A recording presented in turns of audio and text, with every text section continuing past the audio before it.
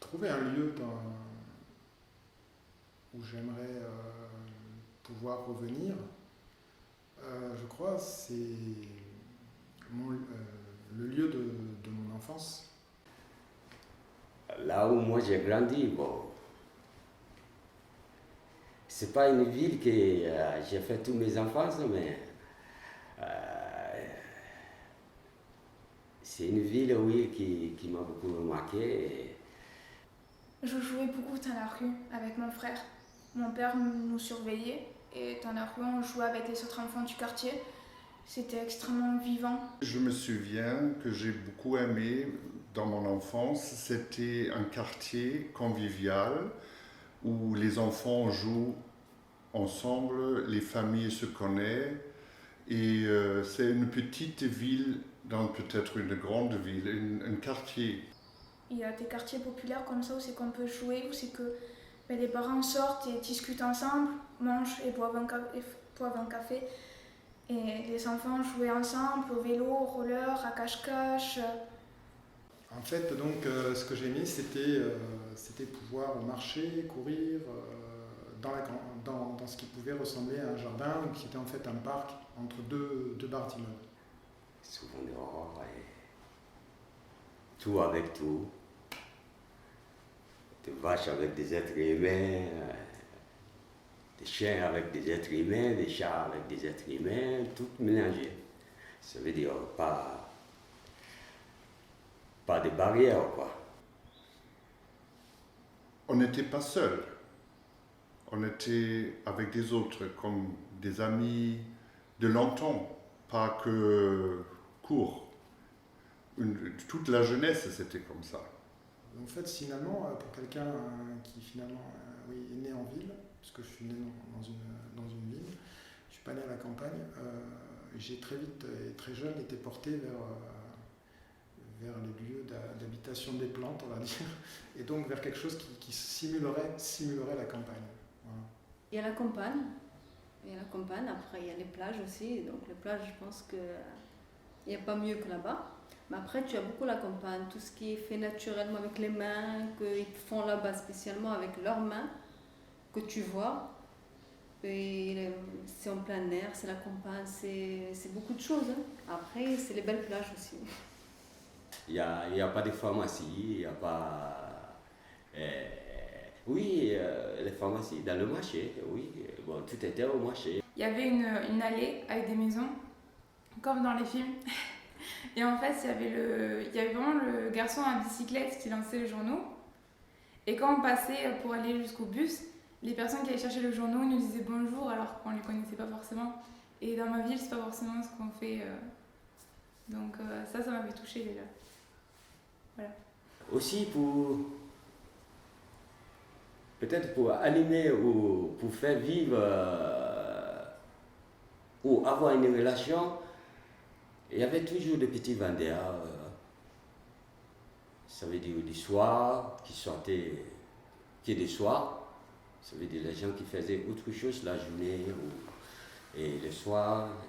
Souvent c'était les femmes qui vendaient soit des arachides qui étaient faits au poêle comme ça, sans l'huile et sans l'eau, frits, ou avec un peu de sel ou de sucre. Tu avais le travail, il y avait déjà le plus gros truc c'est le travail, tu avais le travail, tu avais complicité avec les gens, donc c'était pas pareil. Après la famille, il y avait un peu la famille, il y avait un peu tout, mais c'est pas pareil. La complicité que j'avais moi là-bas avec les gens, j'ai pas ici. Je l'ai trouvé avec quelques-uns, mais pas avec, ça passe pas avec tout le monde. Et que là-bas, ça passait comme tu restes naturel, ça passe. Il n'y a pas de, contrairement à ce qu'on dit, parce qu'on peut dire des choses, mais c'est faux. Voilà.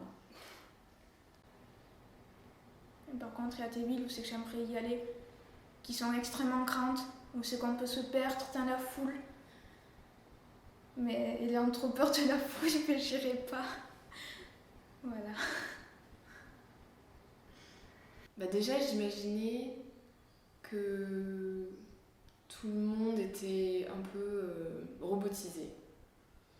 Que les gens savaient tous ce qu'ils faisaient, pourquoi ils le faisaient, que tout était évident, calculé, voilà. Et que toute la ville était construite et était logique. Et ce qui est bien, c'est qu'il y a aussi des grands immeubles, comme on dit, des gratte-ciel, des statues, et les musées aussi. Je voyais que ce qui était macro et gros, et je percevais pas, je savais pas qu'il pouvait y avoir des petites entreprises, des petits événements. Enfin, je pensais que tout était gros, serait gros en fait. Si on rencontre quelqu'un et après des années, à mon avis, le visage change. Évidemment, tout reste pareil, mais l'image change. Peut-être parce qu'après, on voit plus des détails, plus le caractère, plus les détails d'une personne. Et une ville aussi. Le première image, ça reste pas. Ce qui est plus intéressant, c'est de voir que c'est une ville vivante, où il y a plus de personnes qui bougent, beaucoup de monde. Ce que j'aime bien, c'est la solitude. En fait, moi, j'ai grandi à la campagne, mais depuis que je suis adulte, j'ai toujours vécu en ville. Donc j'aime bien trouver ces moments en ville où j'ai un peu la sensation d'être toute seule. Ce qui n'arrive pas très souvent, mais justement les matins, le soir, c'est les moments où tu peux retrouver ça. Mais ce que j'aime bien dans la ville, c'est que quand même, tu sais qu'il y a la vie autour de toi. Que les gens sont en train de dormir ou en train de manger le petit déjeuner. C'est là, mais c'est pas juste devant toi. C'est plus une sensation que des gens qui te bousculent ou qui te passent à côté. Et des grandes villes, des capitales, il y a les quartiers. Voilà, il y a des quartiers de capitales que j'ai pu voir en France comme à l'étranger qui m'ont beaucoup plu, mais ce sont des zones. Je dirais qu'il y a une zone particulière dans une ville qui va me plaire parce que je m'y sens bien et parce que c'est une zone où j'ai plaisir à me promener. On est dans une grande ville, une très grande ville, et en même temps on est comme dans un village où il y a le vieux monsieur du coin qui vient dire bonjour aux gens qui tiennent les commerces, où on a les gens qui se connaissent, où on a des habitués dans les bars, et ça existe même dans les grandes villes. Moi je trouve que le marché il est beau, il y a des décorations et un joli petit café que je trouve qui est mignon. Et je connais beaucoup de personnes à l'intérieur qui sont super gentilles. Moi, quand j'ai commencé donc, à habiter dans ce quartier, petit à petit, j'ai fait tout le tour et on s'est retrouvés sur la place Saint-Jacques et le jardin. Et c'est là qu'on s'est retrouvés, combien on était, 5 ou 6, même plus, avec un chien, quoi, plus ou moins gros, plus ou moins, bon. Et tous les jours, donc, presque à la même heure, pratiquement, on se retrouvait et ça a été l'occasion d'échanges, de partage, de discussions. Mais c'était toujours autour de, c'est vrai, l'animal qui nous rassemblait, ça c'est clair. Au milieu des chaques, il y a toujours une grande place que tout le monde pouvait se trouver dehors, que les jeunes peuvent courir et peuvent jouer, quoi. Et ils mettaient la télé et tout le monde venait avec sa chaise ou sa place, quoi. Voilà. Il y avait des commerces, il y avait des grandes familles, des familles de 5-6 gosses, même plus, des fois 9, dans des appartements mal fichus, mais il y avait une espèce de vie, de solidarité. Bon, là, la copine, elle me disait, quand je arrivais du travail, je passais chez le boucher, tu me prépares le steak, je repasse le prendre. Elle faisait tous les tours là, et puis après elle revenait, et elle avait tout. Je veux dire, c'est une ville où il y a les relations, parce que les relations ne se font pas comme ça. Bon, là, il y a les animaux qui aident travailler les relations, travailler, oui, à se permettre aux gens de se rencontrer, mais c'est les commerces aussi. En fait, ce que je trouve, c'est l'ambiance village dans une ville. Ce que j'aime bien ici, d'ailleurs. Dans les villes qui ne sont pas trop grandes, tu peux avoir... tu vois, tu sors ici, je trouve, je ne sors pas sans rencontrer quelqu'un que je connais, que je détestais au début. Parce que j'avais toujours vécu dans des grandes, tu vois, des villes principales. Et ce que j'aimais bien là, c'est que tu sors et tu es anonyme. Tu peux faire ce que tu veux. Et en arrivant ici, j'ai trouvé ça difficile de toujours rencontrer quelqu'un que je connaissais. Mais maintenant, j'ai appris à aimer ça. Ah, ici aussi, je trouve magnifique, ce sont les rides, parce qu'on n'a pas des moyens pour une rénovation des anciens immeubles, et ça donne le charme. Parce que il y a des villes qui sont complètement rénovées, parce qu'il y a peut-être beaucoup d'argent dans la communauté, et on casse le charme. C'est comme une opération esthétique d'une femme. On casse les choses, les belles choses dans le visage, qui vient qu'avec les années, hein, parce que c'est normal. Et ici, patine, j'aime la patine. Aujourd'hui, je trouve que dans les villes, il n'y a pas assez de nature, d'arbres, on veut trop tout cloisonner. Il y aurait peut-être des espaces où ce serait libre, où il y aurait peut-être rien, ou alors il y aurait peut-être des gens qui feraient pousser du truc, des espaces où tout serait pas rationalisé, où tout le monde pourrait venir et faire son truc. Donc non seulement il y a la végétation, mais il y a ne serait-ce que les formes des murs, ne serait-ce que la forme des rues, devient un souci, en tout cas devient une interrogation, en tout cas suscite mon regard, et j'aime bien me promener même dans les villes, même dans des endroits qui ne sont pas forcément beaux, quoi, mais qui peut-être réservent des atmosphères qu'une ville bien rangée ne saura produire. Plus de nature. Ce qui me manque, tu ne peux pas sortir de la ville à pied et retrouver la campagne. Il faut prendre la voiture. J'ai vécu dans d'autres villes où assez facilement, tu peux partir à pied et vite retrouver des champs ou un peu la campagne. Cette part de folie ou de création que va proposer l'introduction d'une plante ou d'un petit jardin ou d'un écart, quelque chose qui n'est pas dans l'ordre ou dans la ligne de suite, et qui fait qu'à cet endroit-là, si on laisse les choses se faire, alors bien sûr, il ne faut pas que ce soit quelque chose de dérangeant, mais si on laisse peut-être la nature se faire, il y a un équilibre qui se crée, et tout d'un coup, le lieu devient beaucoup plus vivant que s'il avait été nettoyé, poncé et remis à neuf, comme s'il devait être luisant comme une carrosserie de voiture pour pouvoir plaire aux passants, quoi, voilà. Un des premiers endroits que je découvre quand je vais dans n'importe quelle ville, c'est les cimetières.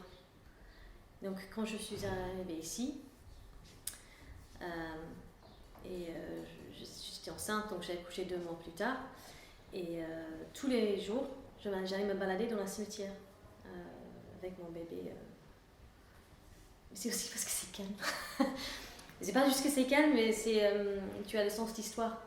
Des villes où il y a un bon rapport. Voilà. Ce que j'aime, j'ai peut-être pas d'exemple précis, mais ce que j'aime quand je me promène, quand je voyage, c'est tomber dans des endroits où il y a une bonne part, et à la fois de construction humaine faite dans le bon sens, on va dire, mais surtout qu'il y ait une part de laisser aux choses qui se dégradent, mais qui soient des dégradations normales, pas des pollutions, des dégradations normales, que le temps ait fait son œuvre et que les gens, en fonction de ce rapport des deux choses, puissent circuler librement et intelligemment entre les deux. J'ai un souvenir particulier de quand j'étais petite avec mes parents et mon frère. On a visité une ville médiévale, très vieille, et je voulais à tout prix visiter les catacombes, parce que je n'en ai jamais vu, et c'était l'histoire, ça fait partie de moi, et j'aime ça. dont j'ai visité des catacombes avec un petit groupe et un guide qui était présent. Et c'était là que j'ai commencé à observer et à regarder les monuments historiques, les petites rues et découvrir une ville autrement par son histoire et par son passé. Et c'est un souvenir qui me tient vraiment bien à cœur de cette ville. Tu fais partie d'une continuité, d'une communauté qui était là bien avant toi. Et, oui, donc des cimetières, c'est toujours quelque chose que j'aime bien dans les villes. C'est un peu aussi le parallèle avec ma jeunesse et ma vie maintenant, parce que le quartier où je suis né et élevé, c'était pas détruit par la guerre, c'était complet avec des anciennes maisons. Et c'est une atmosphère historique et où j'habite maintenant, au centre-ville d'une plus petite ville. Elle est complète et ça c'est un centre historique qui donne beaucoup de petits points à voir. Il faut marcher avec la tête élevée parce qu'il y a beaucoup de choses à regarder, des façades, des petites rues, des choses qui ont une histoire, une petite histoire à raconter depuis très longtemps. Elle est pleine de tableaux, elle est pleine de maisons avec de beaux parages, avec de beaux murs, avec des personnages qui ont vécu, avec des gens qui ont écrit, avec des gens qui s'y sont battus, avec quelque chose qui m'émeut, parce que quelque part, comme je suis assez imaginatif,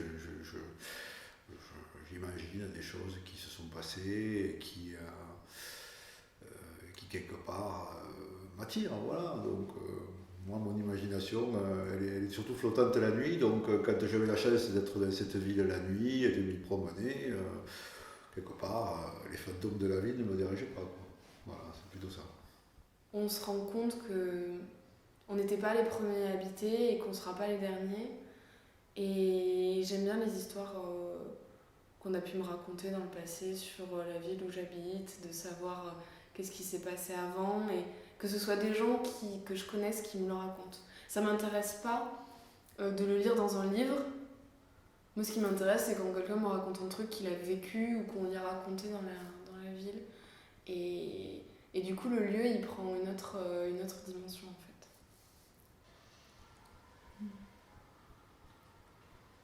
Il y a plusieurs endroits où je me sens bien dans ma ville.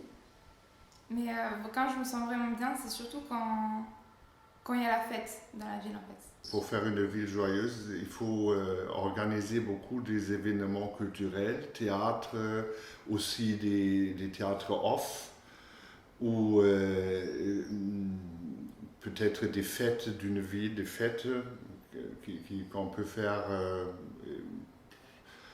Ça, c'est plutôt une chose culturelle.